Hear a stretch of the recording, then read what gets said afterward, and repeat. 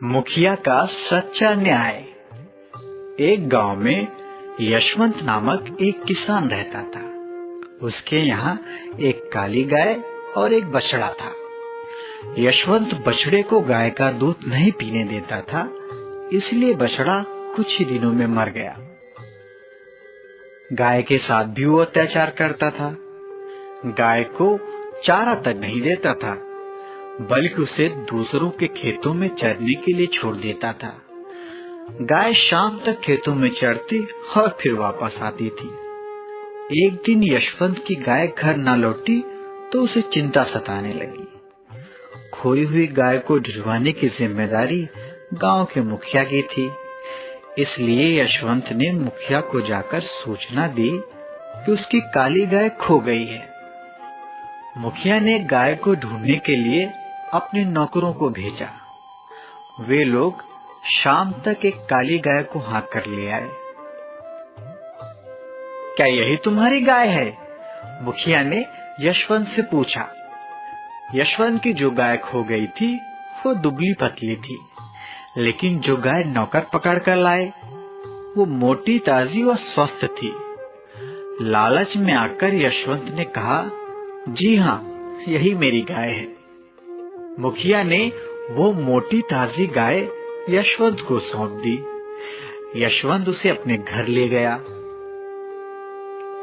घर जाकर उसने देखा कि वो गाय दुधारू बिल्कुल नहीं थी।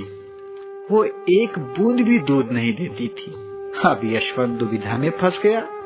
वो मुखिया से ये नहीं कह सकता था कि ये गाय मेरी नहीं है, इसलिए यशवंत ने उसे अपने पास ही रखा और पहले वाली गाय की तरह इस पर भी अत्याचार करने लगा। बिना दाना पानी मिले गाय दुबली हो गई। यशवंत के पास इस वक्त जो गाय थी वो किसी रणवीर नामक दूसरे किसान की थी। रणवीर जब एक सप्ताह बाद शहर से अपने घर लौटा तो उसे मालूम हुआ कि उसकी गाय घर नहीं लौटी है। रणवीर ने भी अपनी खोई गाय की रिपोर्ट मुखिया को लिखा दी। मुखिया ने रणवीर की काली गाय को ढूंढने के लिए अपने नौकरों को भेजा। नौकरों को एक जगह गांव की सीमा पर यशवंत की गाय दिखाई दी। नौकर उसे पकड़कर मुखिया के पास ले आए। यही तुम्हारी गाय है? मुखिया ने रणवीर से पूछा। वो गाय दुबली पतली थी, लेकिन दुधारू थी। रणवीर ने सोचा, अगर इसे खूब हरा चारा खिलाया गया तो मोटी ताजी होकर खूब दूध देगी। ये सोचकर उसने मुखिया से कहा, जी हाँ, यही मेरी गाय है। मुखिया की अनुमति लेकर रणवीर उस काली गाय को अपने घर ले गया। उसे हरा चारा, खली वगैरह देकर मोटा ताजा बना दिया। कुछ ही दिनों बाद वो गाय खूब दूध देने लगी। इस बीच यशवंत के पास रणवीर की गाय की हालत बहुत खराब हो गई थी। कुछ दिनों बाद यशवंत को मालूम हुआ कि उसकी दुधारू गाय रणवीर के पास है। यशवंत रणवीर के घर गया और जाकर बोला, हमारी गायें बदल गई हैं। मेरी दुधारू गाय तुम्हारे पास और तुम्हारी सूखी गाय मेरे पास आ गई है। तुम मुझे मेरी गाय वापस करके अपनी गाय ले जाओ। मुखिया ने ये गाय दिलाई है, इसका फैसला वही करेंगे। अगर तुम्हें कोई आपत्ति है तो उनसे जाकर शिकायत करो, रणवीर ने जवाब दिया।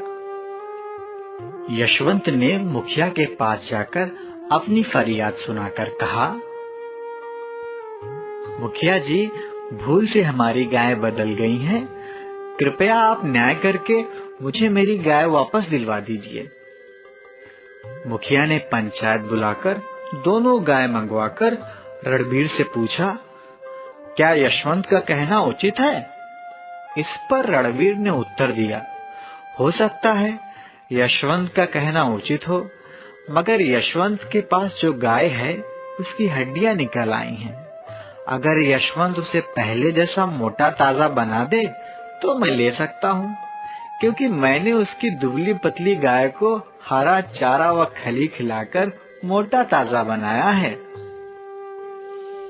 मुखिया जानता था कि रणबीर का कहना सत्य है, इसलिए मुखिया ने अपने फैसले में कहा, यशवंत को 1 महीने की मोहलत दी जाती है कि वो रणबीर की गाय को खिला पिलाकर पहले जैसा मोटा ताजा कर दे, तो वो अपनी गाय बदल सकता है।